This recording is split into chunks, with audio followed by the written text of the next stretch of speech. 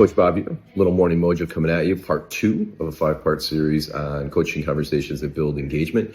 Part 1 was focused on trust, so provided a few tips, mentioned the coaching guide, so you can download that. Take a look at those coaching questions at an individual team and organizational level that can kind of create more engagement through each of these 5 different areas.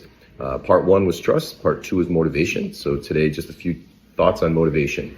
1, extrinsic, intrinsic motivation. We know that we have to kind of address those, but I just wanted to say that really extrinsic motivation is pretty short-served, and it should be things that are pretty foundational. Okay, so make sure your people, they're compensated well. Make sure that they work in a safe environment. Make sure that there's components of wellness in regards to whatever you can offer and provide to your folks. Make sure that they have the tools and the resources and the skills they need to actually do their jobs in the first place. Okay, so pretty foundational things that are core to, what motivates people extrinsically in the workplace.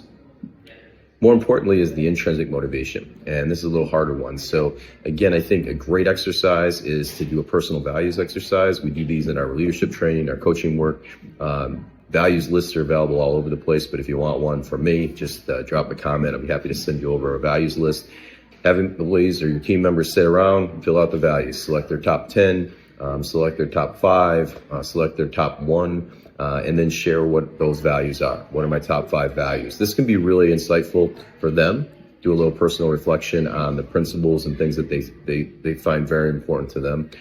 You can learn a lot about your team members. They can learn a lot about themselves. They can share some stories or some examples of, maybe why they selected these particular values. And again, building that familiarity from level 1 trust stuff, but also provides a lot of information to you as a leader.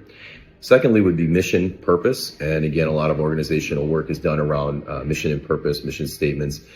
Even if we don't do those on a personal basis, which is a good idea, I think it's important to consider, the purpose of the work and how it makes a difference. So what you can do as a leader is ensure that your people understand, no matter what they're doing in your organization, how is that contributing to the organizational mission, the organizational purpose? What impacts are we having? What differences are we making with our customers and our communities? Those are all huge connection components in regards to intrinsic motivation.